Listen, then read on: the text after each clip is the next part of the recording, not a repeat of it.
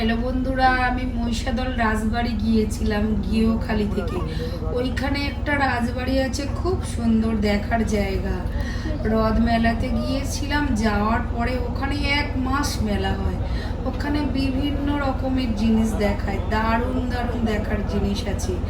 তোমরা যদি কেউ কলকাতা থেকে যেতে চাও তাহলে হাওড়া থেকে মেচেদার স্টেশনে নামবে, নেমে ওখান থেকে বাস ধরবে, ধরে মহিষাদল রাজবাড়ি নামবে।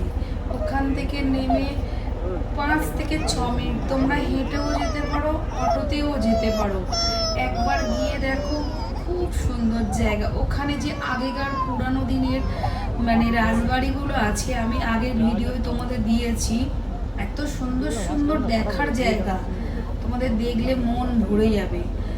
আমরা গিয়েছিলাম, আমাদের খুব ভালো লেগেছে।